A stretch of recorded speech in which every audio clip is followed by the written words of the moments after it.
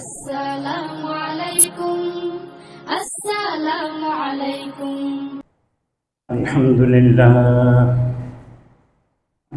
لله وكفى وسلام على عباده الذين اصطفى أما بعد فأعوذ بالله من الشيطان الرجيم بسم الله الرحمن الرحيم من عمل صالحا من ذكر أو أنثى وهو مؤمن فلنحيينه حياة طيبة ولنجزينهم بأحسن ما كانوا يعملون صدق الله المولانا العظيم وقال صاحب الرسالة صلى الله عليه وسلم أنا آخر الأنبياء وأنتم آخر الأمم أو كما قال النبي صلى الله عليه وسلم وصدق رسوله النبي الأمي الكريم وصدق من الشاهدين والشاكرين والحمد لله رب العالمین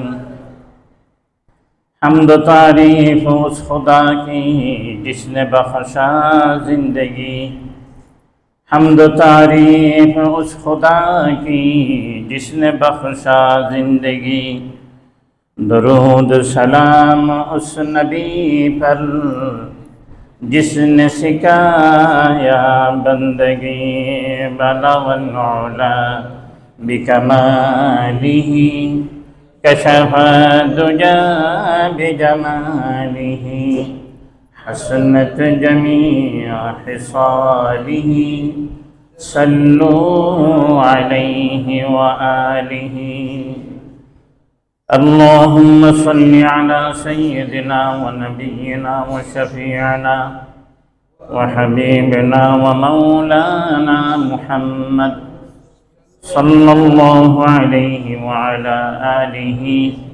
وأصحابه وبارك وسلم الحمد لله ثم الحمد لله আজকে 17 মুহররম 1448 হিজরি প্রথম মাসের 48 হিজরির প্রথম মাসের তৃতীয় জুমা আদায় করার জন্য আল্লাহ সুবহানাহু ওয়া তাআলা আমাদের সকলকে আল্লাহর ঘরে আসার বসার কোরআন ও সুন্নাতে কিছু আলোচনা শুনবার এবং বলবার যে তৌফিক মহান আল্লাহ তাআলা দান করলেন। জবান আর সর্বে সুজুদ হয়ে কালিমাতুশ শুকর আদায় করি বলি আলহামদুলিল্লাহ। আল্লাহ সুবহানাহু ওয়া তাআলা দরবারে দরখাস্ত পেশ করে আল্লাহ আমরা যে কয়েকখানা সালাতু সালাম পড়লাম এই কয়েকখানা সালাতু সালামকে অগণিত গুণ অজস্র গুণ বৃদ্ধি করে আল্লাহর হাবিবের উপযুক্ত করে পূর্ণ মহাব্বতের সহিত সহি করে শুদ্ধ করে সোনার মদিনার মধ্যে হাদিয়া দান করছে। আল্লাহ সুবহানাহু ওয়া তাআলার দরবারে দরখাস্ত পেশ করে আল্লাহ জুমার দিন অত্যন্ত মূল্যবান সময়, দামি সময়, মাগফিরাতের সময় আল্লাহ সমস্ত মুমিন মুমিনা যারা দুনিয়াতে বিদায় নিয়ে গেছে, যারা দুনিয়াতে জীবিত আছে, যারা দুনিয়াতে আসবেন মুমিন মুমিনা সকলের সমস্ত গুনাহ খাতা মাফ করে দিন, সকলকে জান্নাতি হিসেবে কবুল মঞ্জুর করে দিন।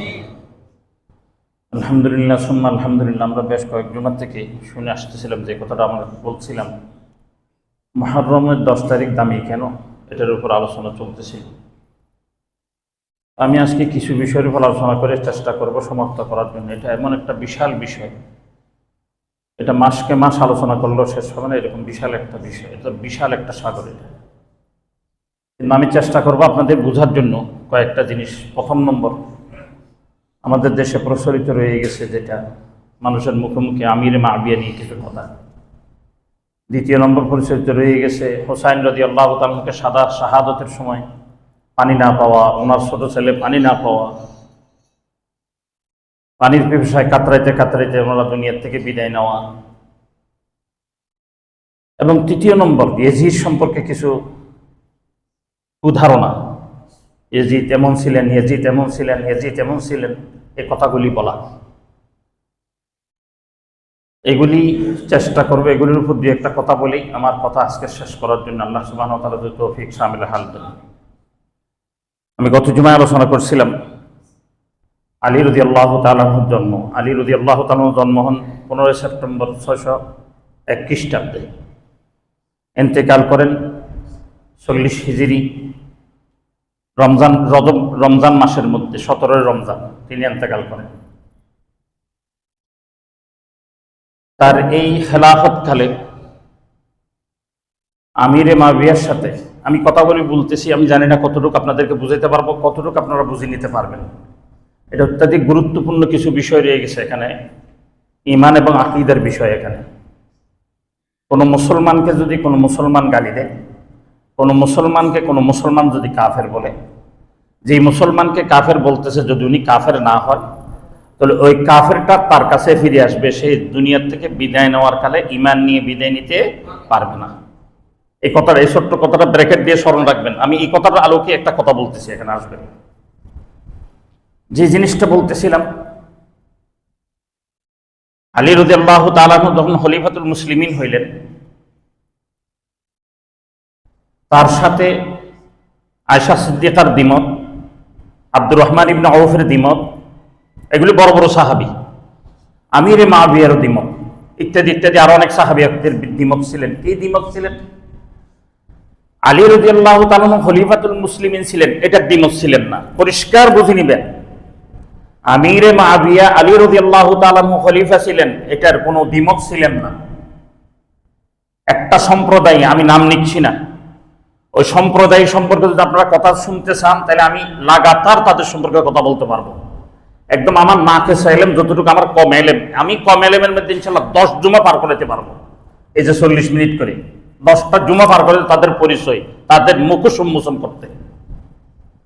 যে সম্প্রদায়কে আমরা বিশাল আল্লাহওয়ালা মনে করি, যে সম্প্রদায়কে আমরা বিশাল মুসলমান মনে করি, যে সম্প্রদায়ের সাথে আমরা একাত্মতা ঘোষণা করতে কোনো দ্বিধাবোধ করি না, আল্লাহ তাআলা আমাদেরকে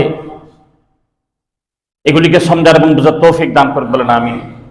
ওই সম্প্রদায় ইতিহাস বিকৃত করে বলে আমিরে মুআবিয়া আলী রাদিয়াল্লাহু তাআলা আনহুকে আমিরুল মুমিনিন হিসেবে মেনে নেন নাই, এবং আয়েশা সিদ্দিকাকেও এখানে কি করান, সম্পৃক্ততা করাইয়া বলেন আয়েশা সিদ্দিকাও মেনে নিতে পারেন নাই। এ কথাটা বলেন।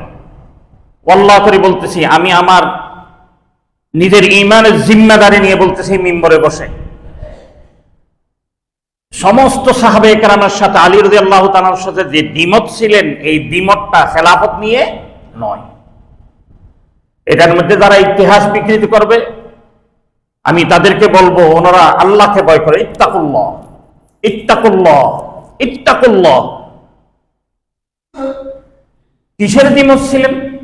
ওসমান রাদিয়াল্লাহু তাআলা আনহুকে যাকে শাহাদাত বরণ করাইছিলেন, অর্থাৎ শহীদ করছিলেন, হত্যা করছিলেন, এই হত্যাকারীদের বিচারের জন্য ওনাদের কি মত ছিলেন? দ্বিমত ছিলেন।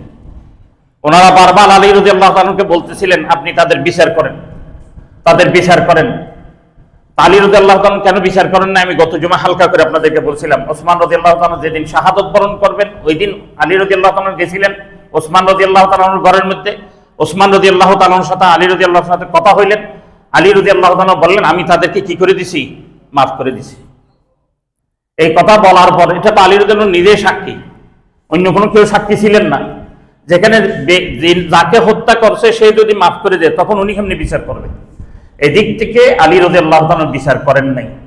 বিচার না করার কারণে ওনার সাথে জঙ্গে সিফিন পর্যন্ত হয়ে গেছে, বিশাল একটা জিহাদ হয়ে গেছে। এটা দিয়ে প্রপাগান্ডা করে আমিরে মুআবিয়া জিহাদ করছিলেন খেলাফতের জন্য। আমি এখন যদি প্রশ্ন করি, আলী রাদিয়াল্লাহু তাআলা আনহু তখন নাকি 40 হিজরি সনে তিনি দুনিয়ার থেকে বিদায় নেওয়ার প্রাককালে মশওয়ারার জন্য একটা বিশেষ কমিটি করে দিয়েছিলেন। ওমর রাদিয়াল্লাহু তাআলা যেরকম করলেন ওইরকম। ওই করার পর বিশেষ কমিটির মধ্যে হাসান রাদিয়াল্লাহু তাআলা আনহু ছিলেন। বিশেষ কমিটিতে বসার পর সকলে বললেন আমরা এদিক ওদিক কেন যাব, আমরা হাসানের হাতে বায়াত হলে কি হয়ে যায়। ওনারা হাসানের হাতে বায়াত হইলেন। হাসানের হাতে বায়াত হওয়ার পরে 40 হিজরি সনে, এটা অনেকজনে মানেন নাই, না মানার মধ্যে একজন রয়ে গেছে আমিরে মুআবিয়া। বলে এরকম শুধু কয়েকজন পরামর্শ করে তো সিদ্ধান্ত নিলে হয়ে যাবে না, সিদ্ধান্তটা ব্যাপক আকার হওয়া উচিত।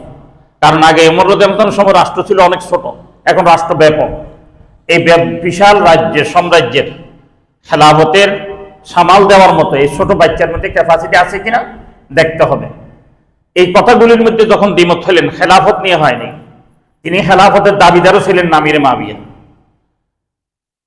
গিয়ে দেখা যায় 40 হিজরি সনের 18 রমজান ওনার হাতে বায়াত গ্রহণ করেন।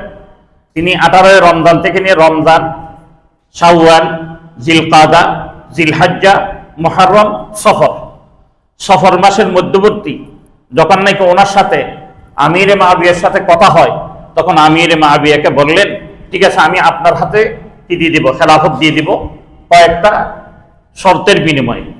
প্রথম শর্ত, আমাকে আপনি কুফার রাজ্যকোষ থেকে, কারণ ঘটনা চলতেছিল কুফার মধ্যে, আলী রাদিয়াল্লাহু তাআলা কুফার মধ্যে, দারুল খেলাফা তখন কুফায়, কুফার বাইতুল মাল থেকে আমাকে 50 লক্ষ দেরহাম দিতে হবে, নতবা প্রতি মাসে আমাকে 1 লক্ষ দেরহাম দিতে হবে। দ্বিতীয় নম্বর, আমাকে অমুক জায়গার আরজাবাদ, যে জায়গা কুফার একটা নগরী, ওই নগরীর যে ট্যাক্স এটা আমি উঠাবো। তৃতীয় নম্বর শর্ত, আমার বাবার নামে কোনো বদনামি এটা আমি বরদাস্ত করব না, আমার কানে যেন না আসে। আমিরে মাবিয়া বললেন, এগুলি তো আমারও দাবি, এগুলি তোমার দাবি থাকবে কেন? আহলে বাইতকে 50 লক্ষ টাকা দেওয়া কোনো বিষয় না, আহলে বাইতকে 1 লক্ষ দেরহাম প্রতি মাসে দেওয়া এটা কোনো বিষয় না, এটা দেওয়া হবে এগুলি। তখন তিনি বললেন, ঠিক আছে আমি আপনার হাতে বায়াত গ্রহণ করলাম। বায়াত গ্রহণ করলেন, আমি সংক্ষিপ্ত আকারে নিয়ে আসতেছি। এই যে 41 সনে যখন নাকি সফর মাসে যখন বায়াত গ্রহণ করলেন হুসাইন রাদিয়াল্লাহু তাআলা, হাসান রাদিয়াল্লাহু তাআলা সহ তার হাতে, আমির মাবিয়ার হাতে, তখন হুসাইন রাদিয়াল্লাহু তাআলা এটা মেনে নিতে পারেন নাই। না মানার কারণে দ্বিমত ছিল। পরবর্তী গিয়ে হুসাইন রাদিয়াল্লাহু তাআলা বায়াত গ্রহণ করলেন। এই যে 41 সন থেকে নিয়ে 57 হিজরি পর্যন্ত কেউ তারিখের ইতিহাসে আমি যেই দলটার কথা বললাম ওই দলটা পর্যন্ত দেখাইতে পারবে না খেলাফত নিয়ে হুসাইন রাদিয়াল্লাহু তাআলার সাথে হাসান রাদিয়াল্লাহু তাআলার সাথে কোন একটা যুদ্ধ হয়েছে।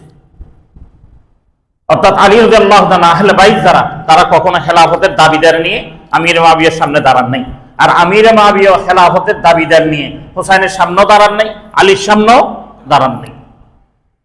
এগুলি তারিখ, বুল তারিখ আমাদের সামনে দেওয়া হয়ে গেছে। আমি ওই নিয়ে কিতাবটা নিয়ে আসছি, আল বিদায়া ওয়ান নিহায়া। এই পুরো কিতাবটাই হচ্ছে, এটা আরো এক খণ্ড আছে উপরে, এটা 8ম নম্বর খণ্ড। 7ম নম্বর খণ্ড হচ্ছে যে এটার উপর বিষয়, মূল বিষয়টা এখানে আছে, ওই জন্য আমি এই কিতাব নিয়ে আসছি আপনাদের সামনে আজকে। এই ছিল ইসলাম ফাউন্ডেশন থেকে ছাপানো। এই আল বিদায়া ওয়ান নিহায়ার মধ্যে লিখতেছে একটা যুদ্ধ তিনি করেননি। তাহলে যুদ্ধ যদি খেলাফতের জন্য না করেন, তিনি খেলাফতের দাবিদার কেমন হইলেন? তিনি খেলাফতের দাবিদার হন নাই, অন্যরা মশওয়ারার মাধ্যমে নতুবা আমিরের মাধ্যমে নিযুক্ত হয়েছে। আমির আবু বকর সিদ্দিক রাদিয়াল্লাহু তাআলা নিযুক্তর কথা আপনাদের সামনে আমি বলছিলাম। ওমর রাদিয়াল্লাহু তাআলা এককভাবে বায়াত হয়েছে, সকলেই বায়াত হয়ে গেছে। ওমর রাদিয়াল্লাহু তাআলা যাওয়ার সময় 6 বিশিষ্ট একটা কমিটি গঠন, 6 সদস্য বিশিষ্ট একটা কমিটি গঠন করলেন। কমিটির সিদ্ধান্ত নিলে ওসমান রাদিয়াল্লাহু তাআলা, তাহলে এটা মশওয়ারার মাধ্যমে হইলেন। এর পরবর্তীতে আবার 7 জন বিশিষ্ট একটা কমিটি করে, ওই কমিটির মধ্যে মশওয়ারার মাধ্যমে আলী রাদিয়াল্লাহু তাআলা হইলেন, তাহলে মশওয়ারা। এবং এককভাবে আমিরের নির্দেশে খলিফা হইলেন হুসাইন রাদিয়াল্লাহু তাআলা। আলী রাদিয়াল্লাহু তাআলা একটা কমিটি করলেন, কমিটির মধ্যে হুসাইনকে ঢুকাই দিলেন। হুসাইনকে ঢুকানোর কারণে ওই বাকিরা বুঝলেন যে তাহলে হুসাইনকে কি করা হবে, খলিফা করা হবে। তাহলে বাপের নির্দেশে অর্থাৎ আমিরুল মুমিনিনের নির্দেশে খলিফা নির্বাচন হলেন হাসান রাদিয়াল্লাহু তাআলা। এই হাসান রাদিয়াল্লাহু তাআলা থেকে খলিফা পাইলেন চুক্তিভিত্তিক খলিফা, যুদ্ধভিত্তিক খলিফা নয়। যুদ্ধ করে তিনি খেলাফত নেন নাই, চুক্তিভিত্তিক তিনি খেলাফত নিলেন আমিরে মাবিয়া। এই আমিরে মাবিয়া 57 হিজরিতে তিনি যখন ইন্তেকাল করবেন, এর পূর্বে তিনি বললেন, বিভিন্ন জনের সাথে মশওয়ারা করতেছিলেন।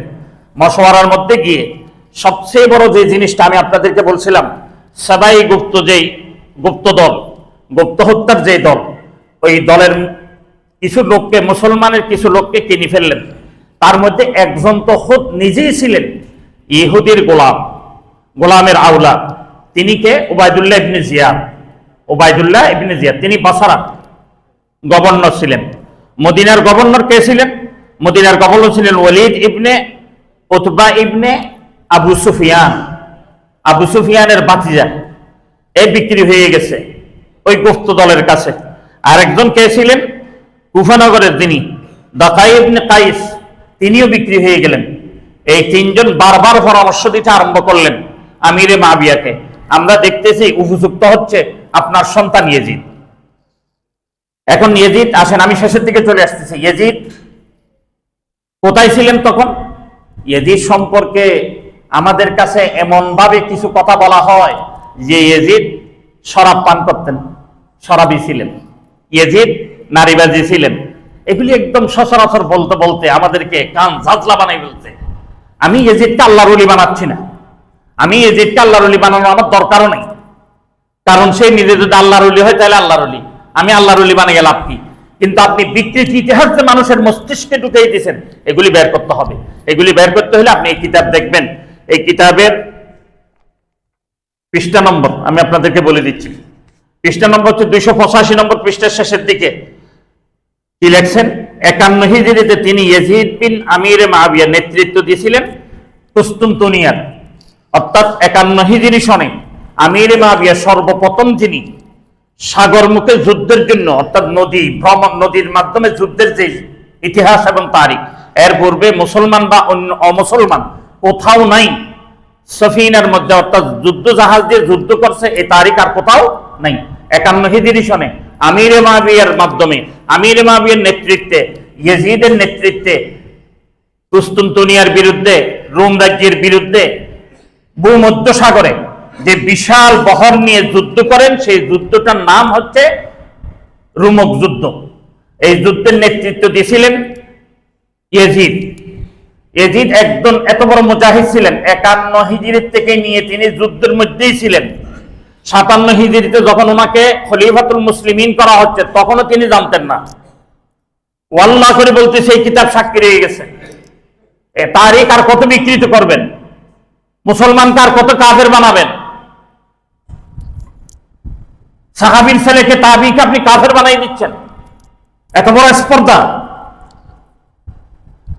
ওই জন্য উনি যুদ্ধে ছিলেন 51 থেকে নিয়ে যখন 57 ওনাকে খলিফাতুল মুসলিমিন করেন, তখন উনি যুদ্ধের মধ্যে। বাবা মৃত্যুর পর লেখা, ওসিয়তে লেখা, আমি মৃত্যু দুনিয়া থেকে বিদায় নেওয়ার পরে তখনই ইয়েজিদ কি হবেন? আমিরুল মুমিনিন হইতে পারবেন, খলিফাতুল মুসলিমিন হইতে পারবেন। এভাবে লেখার পর তিনি একদম মৃত্যুকালীন চলে গেছেন 59 সালে। তিনি আর লেখালেখি করতে পারতেছিলেন না, একদম বিছনায় পড়ে গেলেন। তিনি কাতেবকে ডাক দিলেন, হে কাতেব তুমি লেখো, ইয়েজিদকে একটা চিঠি লেখো। যখন ইয়েজিদের আমিরুল মুমিনিন হওয়ার ঘোষণা দিলেন, তখন কয়েকজন লোক এটা মানতেছিলেন না। তার মধ্যে একজন আব্দুর রহমান ইবনে আবু বকর, 2 নম্বর আব্দুল্লাহ ইবনে ওমর, 3 নম্বর আব্দুল্লাহ ইবনে জুবাইর, 4 নম্বর হুসাইন ইবনে আলী, 5 নম্বর আব্দুল্লাহ ইবনে আব্বাস রাদিয়াল্লাহু তাআলা আনহুম আজমাইন। এই 5 জন ইয়েজিদকে আমিরুল মুমিনিন হিসেবে মেনে নেন নাই।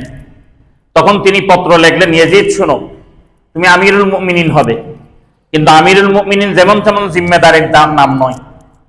তুমি যে আমিরুল মুমিনিন হবে, আমি তোমাকে কিছু নসিহা করতেছি, বিশাল লম্বা নসিহা, 14 পৃষ্ঠা বিশিষ্ট একটা চিঠি, বিশাল চিঠি।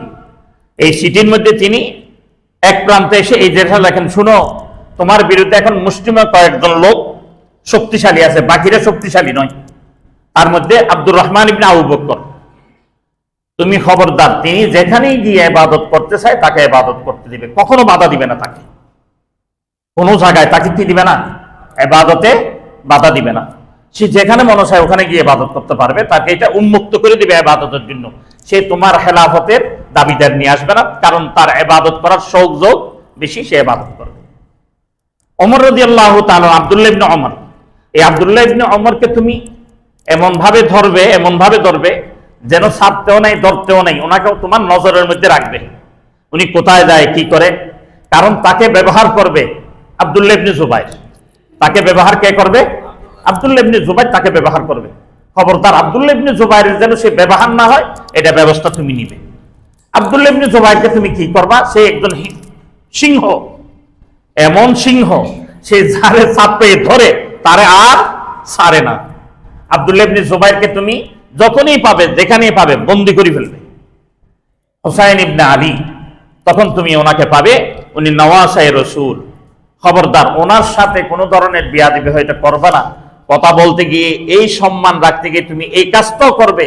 তুমি তোমার সিংহাসনের চেয়ার থেকে নেমে আসবে, হুসাইন ইবনে আলীকে তোমার সিংহাসনের চেয়ারে বসাইয়া তাকে কি দিবে? সম্মান দিবে। এরপরে রয়ে গেছে আব্দুল্লাহ ইবনে আব্বাস।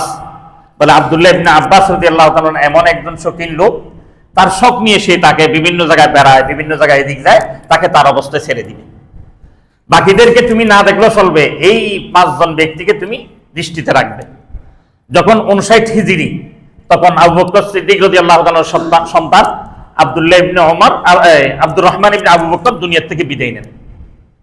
60 সনে গিয়ে রজব মাসে ইন্তেকাল করেন কে? আমির মুআবিয়া। 60 হিজরি সনে রজব মাসে ইন্তেকাল করেন কে? আমির মুআবিয়া। আমির মুআবিয়া ইন্তেকালের পরে তখন হুসাইন রাদিয়াল্লাহু তাআলা মদিনায় ছিলেন। এই সংবাদ যিনি শুনলেন, শোনার পর ওই যে মদিনার যে গভর্নর ছিলেন কে?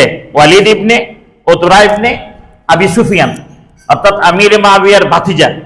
তিনি বললেন, আপনি আমার ভাইয়ের, ইয়াজিদ তার ভাই, স্বাস্থ্য ভাই, আমার ভাইয়ের খেলাফতকে মেনে নেন, আমার হাতে বায়াত গ্রহণ করেন। তিনি বললেন, না, তোমার হাতে তো বায়াত গ্রহণ করা যাবে না। তিনি ওখান থেকে হিজরত করে মক্কায় চলে আসলেন। মক্কা আসার পর তিনি যখন মক্কায় পৌঁছলেন, এই সংবাদ কুফায় পৌঁছে গেলেন। কুফার থেকে সিটি আসা আরম্ভ হয়ে গেল, হাজার হাজার সিটি। কোন কোন কিতাবে 18,000 পর্যন্ত রয়ে গেছে। সিটি কত আসছে? 18,000 সিটি আসলেন। সিটি আসার পর, এটা 60 হিজরির রজব মাসের ঘটনা।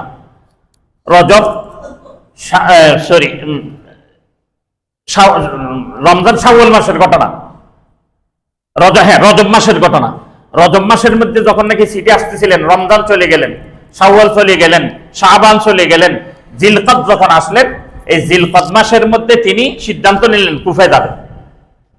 কারণ এতজন যখন সিটি দিচ্ছেন, তখন আব্দুল্লাহ ইবনে আব্বাস রাদিয়াল্লাহু তাআলা তিনি দাঁড়িয়ে গেলেন, শুনো হুসাইন, তুমি হচ্ছে একদিক থেকে আমার ভাতিজা, আরেক দিক থেকে আমার নাতি।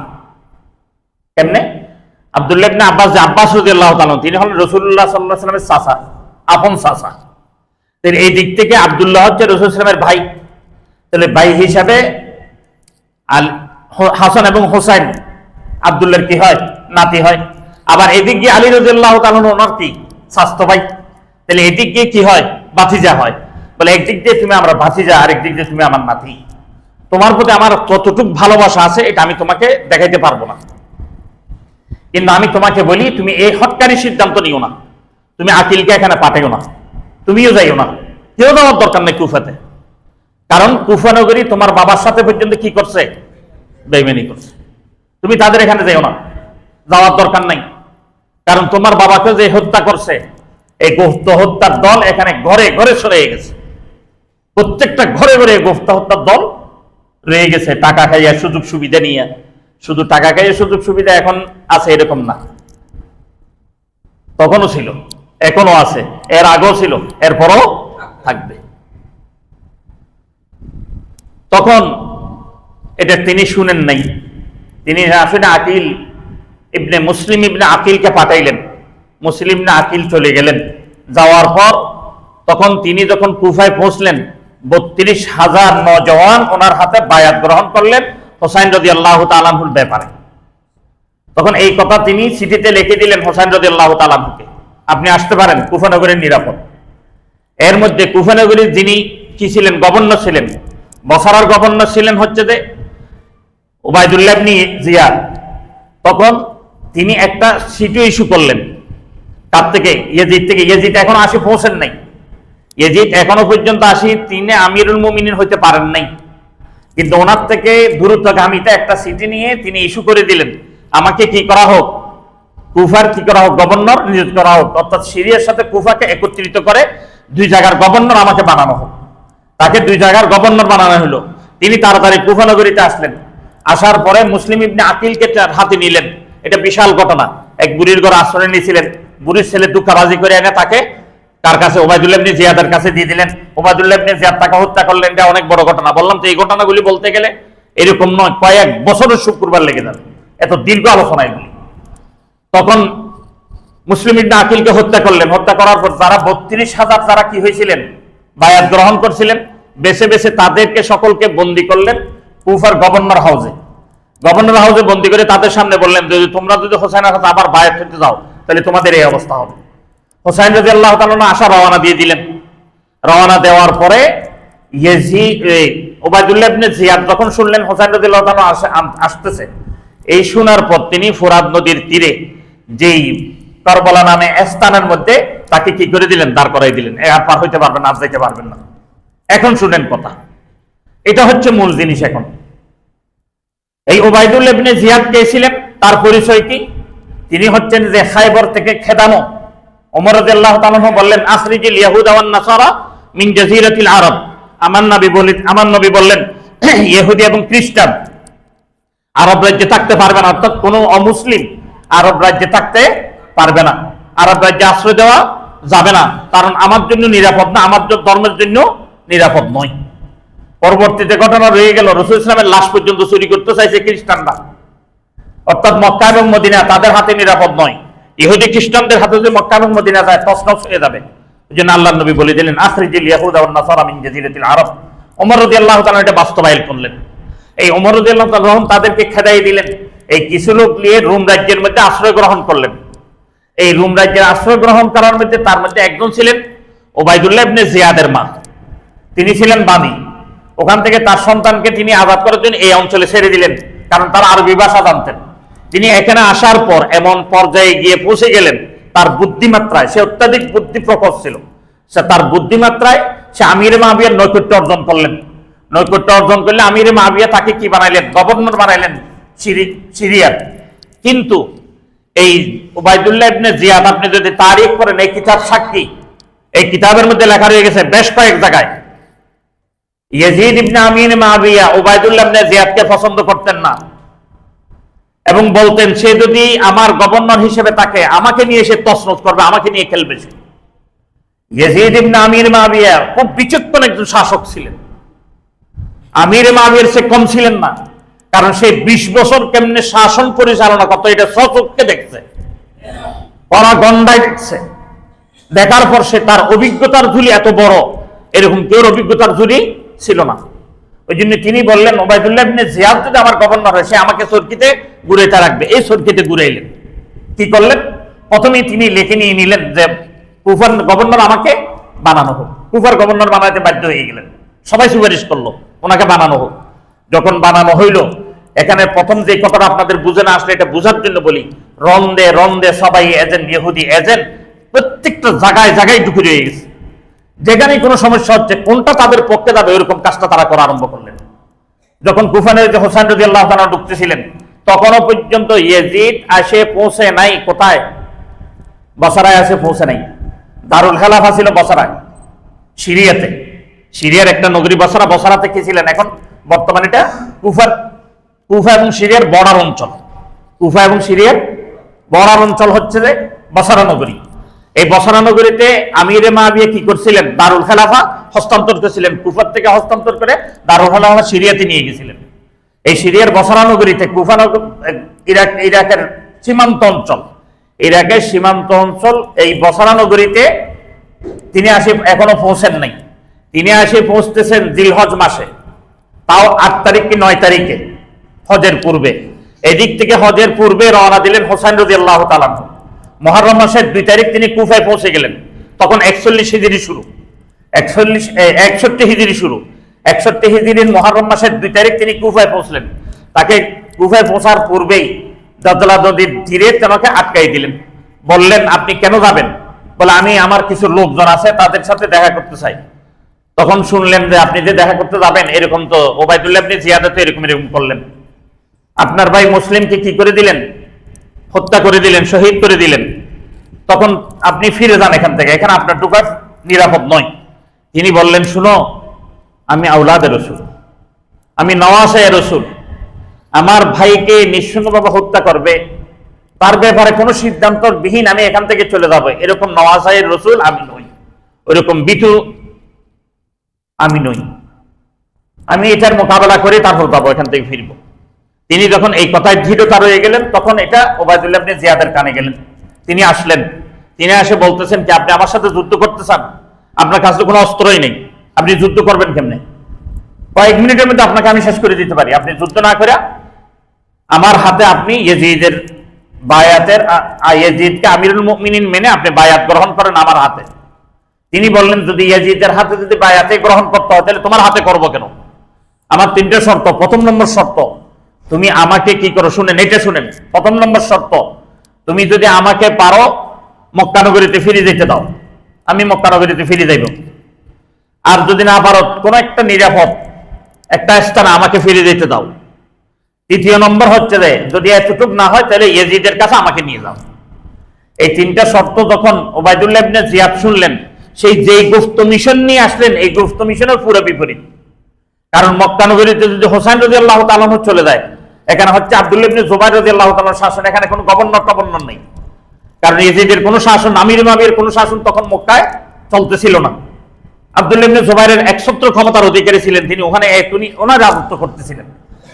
তখন গিয়ে আব্দুল্লাহ ইবনে জুবাইরের সাথে মিশবে, তাহলে আমাদের যেই কি মিশন এটা কি হয়ে যাবে, ধ্বংস হয়ে যাবে, নষ্ট হয়ে যাবে। এরপর রয়ে গেল যদি তাকে কোনো একটা নিরাপদ শহরে দেওয়া যায়, তখন সমস্ত তার যে পক্ষের লোকগুলি সকলে ওখানে গিয়ে কি বসতি স্থাপন করবে, বিশাল একটা শহর হয়ে যাবে, আমাদের বিরুদ্ধে দাঁড়ানোর জন্য একটা বিশাল একটা শক্তি হয়ে যাবে। সে সুযোগ দেওয়া যায় না। যদি ইয়েজিদের সামনে চলে যায়, ইয়েজিদ রাদিয়াল্লাহু তাআলা বলিয়ে দিলেন কি তুমি তোমার সিংহাসনের চেয়ার থেকে নেমে কাকে বসাবে? হোসাইন রাদিয়াল্লাহু তাআলাকে বসায় সসম্মানে বসাবে, সম্মান দিবে, ইজ্জত দিবে। যদি এখানে যায় তাও আমাদের মিশন বিফল। তিনি বললেন না, একটাই শুধু শর্ত, আমার হাতে বায়াত গ্রহণ করতে হবে। হোসাইন রাদিয়াল্লাহু তাআলা বললেন তোমার মতো মুনাফিকের হাতে যদি আমার বায়াত গ্রহণ করতে হয়, আমি নওয়াসায় রসুল থাকার কোনো দরকার নেই, আমি নওয়াসায় রসুল থাকার কোনো দরকার নেই, আমি শাহাদত বরণ করতে রাজি আছি। তোমার তরবারি আমার গর্দান, মারো এবার দেখি কতটুকু হয়। এর মধ্যেই কি হয়ে গেল, যুদ্ধ শুরু হয়ে গেল। যুদ্ধ হওয়ার পর তিনি শহীদ হয়ে গেলেন। এই শাহাদতের কে কারবালার শাহাদত বলা হয়। এটা ছিল মুহররমের 10 তারিখ। এই মুহররমের 10 তারিখ এই শাহাদত হওয়ার কারণে অনেকজনে বলেন ইতিহাস বিকৃত করে তাকে কি দেওয়া হয় নাই, পানি দেওয়ার, যুদ্ধই তো হয় নাই, অস্ত্র ছিল না হোসাইন রাদিয়াল্লাহু তাআলা। এটা এক পক্ষ মারামারি। কিন্তু যে জিনিসটা আবার আজকে বলা, আমি আর কয়েক মিনিট বাকি, সেই কয়েক মিনিট আপনাদেরকে এই কথাটাই বুঝিয়ে দিব যে আসলেই আমাদের দেশে এখন একটা সম্প্রদায়, যে সম্প্রদায়কে আমরা মুসলমান বলি, তারা ইতিহাসকে বিকৃত করে এই 10 মুহররমকে নিয়ে এমন ভাবে আমাদের সামনে উপস্থাপন করলেন, লাগে যে 10 মুহররম এটা দামি হয়েছে কারবালার ঘটনার কারণে। এই কারবালার ঘটনা হচ্ছে 60 হিজরি সনে রাসূলুল্লাহ সাল্লাল্লাহু আলাইহি ওয়াসাল্লাম দুনিয়ার থেকে বিদায় নেওয়ার 51 বছর পরে। আর রাসূল সাল্লাল্লাহু আলাইহি ওয়াসাল্লাম রোজা রাখছিলেন 10 মুহররমের জন্য। কি রাখছিলেন? 10 মুহররমের রোজা রাখছিলেন। এটা তাও আবার কবে? তাও আরো 10 বছর আগে। যে রাসূল সাল্লাল্লাহু আলাইহি ওয়াসাল্লামের 10 বছর, 50 বছর, 51 বছর পরে হয়েছে কারবালার ঘটনা। খুব বুঝবেন, কারবালার ঘটনা হয়েছে রাসূল সাল্লাল্লাহু আলাইহি ওয়াসাল্লাম দুনিয়া থেকে বিদায় নেওয়ার 51 বছর পরে। আর রাসূল সাল্লাল্লাহু আলাইহি ওয়াসাল্লাম রোজা রাখলেন ওয়াফাতের 10 বছর আগে। তাহলে রোজা নিয়ে যদি আপনি কারবালার ঘটনা দিলেন কত করো 61 বছর আগে, তাহলে 61 বছর আগে রাসূল সাল্লাল্লাহু আলাইহি ওয়াসাল্লাম বলে দিলেন যে কি এই মুহররম দামি, এই মুহররম কিমতি, এই মুহররমের রোজা তোমরা রাখো, এই মুহররমের রোজা তোমাদের জন্য কি করা হইলো, ফরজ করা হইলো। তাহলে এটা কি কারবালার কারণে হয়েছে না এটা অন্য কারণে হয়েছে? অন্য কারণে। তাহলে আমি আর আপনি কারবালা নিয়ে যে লাফালাফি করি, এটা কি ঠিক, এটা বেঠিক, এটা আপনারা ঠিক করবেন, আমার দল নেই। ঠিক বেঠিক আপনার থেকে আমি নিব না, আপনারা ঠিক করবেন। এখন রয়ে গেল মধ্যখানে একটা সবাই এজেন্টের একটা শাখা, যে শাখার নামটা আমি নিচ্ছি না, নিলে আপনারা আবার অনেকজনের খুসফুস শুরু হয়ে যাবে। ওই জন্য ওই শাখা এখন হোসাইন মারে। এই মার নেওয়ালারা ইতিহাস বিকৃত করে বলতেছে হোসাইনকে পানি দেওয়া হয় না। আমি বলি একটা ইতিহাসে দেখান ওই সম্প্রদায়ের ইতিহাস ব্যতীত বাকি অনেক ইতিহাস রয়ে গেছে। তারিখুল ইসলাম রয়ে গেছে, তারিখে মসুল রয়ে গেছে, তারিখে মফজুল রয়ে গেছে, আল বিদায়া ওয়ান নিহায়া রয়ে গেছে, তারপর রয়ে গেছে তারিখ ইবনে হুলদুন রয়ে গেছে। একটা তারিখ আপনারা যদি দেখাইতে পারেন হোসাইন রাদিয়াল্লাহু তাআলা পানি দেওয়া হয় নাই, এই কথাটা একটা তারিখে দেখাইলে আমি মুসলমান থাকবো না। ভাইও এই বিকৃত ইতিহাস আমাদের সামনে পেশ করে আমাদেরকে হোসাইন রাদিয়াল্লাহু তাআলার জন্য বলে সম্প্রীতি আনে, মানে দয়া আনে, মায়া করার জন্য, দয়া মায়ার জন্য হোসাইন রাদিয়াল্লাহু তাআলার এই বিকৃত ইতিহাস সামনে আনতে হয় না। হোসাইন রাদিয়াল্লাহু তাআলা আমরা সেরে তাজ মনে করি, আমাদের ইমানের তাকাদা মনে করি। কারণ আল হুসাইন ওয়াল হুসাইন সাইয়্যিদা শাবাবি আহলিল জান্নাহ। আল্লাহর নবী স্পষ্ট আকারে বলে গেছেন, হাসান এবং হুসাইন জান্নাতের যুবকদের নেতা, সর্দার, যুবকদের সর্দার। তারা এমন আহলে বাইত সম্পর্কে আল্লাহ নবী রাসূলুল্লাহ সাল্লাল্লাহু আলাইহি ওয়াসাল্লাম বলেন, যদি কেউ হোসাইনের সাথে দুশমনি করে সে আমার সাথে দুশমনি করলো, যে হোসাইনকে মহব্বত করলো সে আমাকে মহব্বত করলো। তাহলে আমরা কি আহলে সুন্নাত ওয়াল জামাত যারা আছি, আমরা কি হোসাইন রাদিয়াল্লাহু তাআলা মহব্বত করি না? ওই মহব্বতের জন্য কি হাই হোসাইন হাই আলী বলতে হবে নাকি? মহব্বত কি এটার নাম? ওই জন্য ভাইও, এই বিকৃত ধর্মীয় কৃষ্টি কালচার যারা প্রচার করছে এদের বিরুদ্ধে সোচ্চার হওয়া উচিত। এই জন্যই আমি বলতে চাইলাম না, কিন্তু আমার এবার খুব জোরাজোরি করছে, না হুজুর আপনি তারিখগুলি বলেন। আমি বললাম যদি আপনাকে তারিখগুলি বলি, কারবালার তারিখ যদি বলতে থাকি, বললাম যে এই 1 2 জুমা 3 জুমা হবে না, তার অনেক বেশি লাগবে। আমি তো একটা গ্লাস না, পুরো সাগরকে একটা কাপের মধ্যে ঢুকিয়ে দিয়েছি আপনাদের জন্য, শুধু সময়কে বরকত করার জন্য। ওই জন্য বলি, যে কথাগুলি বলছেন ইয়াজিদ সম্পর্কে কিছু কথা বলছেন, ইয়াজিদ অমুক ছিলেন, ইয়াজিদ সমুক ছিলেন, আমি আপনাদেরকে প্রথমে বলছি, আবার বলতে সেই কিতাবে আছে 51 হিজরি থেকে নিয়ে তিনি পানির যুদ্ধ জাহাজের যে যুদ্ধ রোমকদের সাথে ভূমধ্য সাগর দিয়ে যে যুদ্ধ চলছিলেন, প্রায় 13 বছর যুদ্ধ চলছিলেন, তার মধ্যে 10 বছর যুদ্ধ করছেন ইয়াজিদ। এই যুদ্ধের নেতৃত্বের মধ্যে ছিলেন ইয়াজিদ। সেই ইয়াজিদকে নিয়ে আপনি এভাবে প্রপাগান্ডা করেন, এই ইয়াজিদকে নিয়ে আপনি কথা বলেন। ইয়াজিদ তাদের সাথে যুদ্ধ করে বিশাল সাম্রাজ্য, ইয়াজিদের সময়কাল তিনি পুরো রোম সাম্রাজ্যকে পতানত করে দেন 1963 হিজরি সনে। রোম রাজ্যকে মুসলমানের করায়ত্তে পুরোপুরি ভাবে নিয়ে আসেন এই ইয়াজিদ। এই ইয়াজিদের অবদান। আর কে সেই ইয়াজিদকে আমি আর আপনি কি বলি? কাফের বলি। কাফের বলে না, অনেকজন কাফের বলে না। আল্লাহর ওয়াস্তে বলি, খবরদার, আমি ইয়াজিদকে আল্লাহর ওলি বানাচ্ছি না। আমি প্রথমে বলছি, আবার বলতেছি, আমি ইয়াজিদকে আল্লাহর ওলি বানাইতে চাই না। কিন্তু আপনি যে তাকে কাফের বলতেছেন, সে যদি কাফের না হয়ে থাকে কি করবেন? একটা ইতিহাসে দেখান যখন নাকি হোসাইন রাদিয়াল্লাহু তাআলা শাহাদাত করলেন উবাইদুল্লাহ ইবনে জিয়াদ। আরেকটা শুনে রাখেন তাইলে, যখন তার মাথাটা নিয়ে ইয়াজিদের সামনে নিলেন, ইয়াজিদ সিংহাসন থেকে লাফাই উঠছে এবং অত্যাধিক ক্ষুব্ধ স্বরে বলছে, এই কাজ কে করলো? এত বড় গর্বিত কাজ। আপনি তারিখ করে নেই, হাল বিদায় অন্য হায়াত আছে। সিংহাসন থেকে সে লাফাই উঠলেন, চেয়ার থেকে লাফাই উঠে গেছেন। যখন এই প্যাকেটটা খুলে তখন তার চেহারা দেখছে হোসাইন রাদিয়াল্লাহু তাআলা। তখন তিনি হুকুম দিলেন যেখানে তার দেহ আছে মাথাটাও একসাথে দাফন করা হোক, ইতিহাসে আছে। কিন্তু উবাইদুল্লাহ ইবনে জিয়াদ করলেন কি? বলে এটা যদি করি তাহলে তো আরেক সংক্রান্ত হয়ে যাবে, তাদেরকে এক জায়গায় আনা হবে। মাথা এক জায়গায় দিলেন, শরীর আর এক জায়গায় দিলেন, এটাও সংক্রান্ত। ইয়াজিদ কিছু করতে পারলেন না, কারণ আমি একটা রাষ্ট্রের সাথে তো তুলনা দিয়ে কথা বলতে পারতাম, আপনারা তখন আবার আমাকে দোষারোপ করবেন। এই জন্য আমি তুলনা না দিয়ে সরাসরি কথা বলতেছি। তখন প্রত্যেকটা ঘরে ঘরে সবাই এজেন্টের লোক ভরপুর ছিল মুসলমানদেরকে দমানোর জন্য, কারণ মুসলমান দিন দিন বিজয় অর্জন করতেছিলেন। যখন ইয়াজিদের শাসনভার চলতেছিল, তখন কিতাবে লেখে 63 কোটি বর্গ মাইল মুসলমান রাজত্ব ছিল। অর্থাৎ যখন মানুষ যে বসবাস করত তার 3 ভাগের 2 ভাগ রাজত্ব মুসলমানের। এই ইরাক, আফগানিস্তান, ইরান এবং পাকিস্তানের সীমান্তের অর্ধেকের আরো বেশি এদিকে আসেন নাই। ওই পর্যন্ত নিয়ে একদম রোম রাজ্য, যেটা আমরা এখন ইতালি টিতালি বলে থাকি, এগুলি সব এদিকে আপনার এই ফ্রান্সের কাছাকাছি পর্যন্ত সব রাজ্য হচ্ছে মুসলমানের হাতে ছিল। এই বিশাল সাম্রাজ্যের অধিকারী মুসলমান ছিলেন। ওই জন্য মুসলমানকে তারা বরদাস্ত তখন করতে পারেন নাই, বিভিন্ন ধরনের প্রপাগান্ডা করছেন। তার মধ্যে একটা সফল প্রপাগান্ডা হচ্ছে এই কারবালার ঘটনা। আল্লাহ সুবহানাহু ওয়া তাআলা আমাদের সকলকে কারবালার ভুল ইতিহাস, ভুল তারিখগুলি থেকে ফিরে আসবো। কখনো কোনো কেউ ইয়াজিদকে কাফের বলবো না। মুসলমান বলার দরকার নেই, কাফের বলা দরকার। আপনি আপনার মতো হয়ে থাকেন, খবরদার ইয়াজিদকে আমরা কাফের বলবো না। ইয়াজিদকে যখনই কাফের বলতে যাব, তখন এটা যদি ইয়াজিদ কাফের না হয়ে থাকে, আল্লাহর নবীর হাদিস, স্পষ্ট হাদিস, আপনি কেউ কে গালি দিলেন, ওই গালির উপযুক্ত সে নয়, পরবর্তী এই গালির উপযুক্ত কে হইবেন? যিনি গালি দিয়েছেন তিনি হইবেন। আবার যে ব্যক্তি অন্যজনকে কাফের বলছেন কিন্তু সে মাসলাকে কাফের নয়, তখন এই কুফরি বার্তা আপনার মাথায় আসবে যখন আপনি দুনিয়া থেকে বিদায় নিবেন, ঈমান নিয়ে যাইতে আপনি পারবেন না। এটা হচ্ছে উলামায়ে কেরামের ফতোয়া এই হাদিসের উপরে। ওই জন্য আল্লাহর ওয়াস্তে বলি, আমরা এজিদকে ভেবে বদনামির ওঠাবো না। সেই যে মদ খাইতে অমুক করতো, আমি বললাম এই কিতাব সাক্ষী আছে 51 হিজরি সন থেকে নিয়ে 61 জনের 60 সনের জিলহজ মাসের 8 তারিখ পর্যন্ত সে যুদ্ধে ছিলেন। কোথায় ছিলেন? যুদ্ধের ময়দানে ছিলেন। যুদ্ধের ময়দানে এগুলি করার সুযোগ আছে নাকি? নাউজুবিল্লাহ মিন যালিক।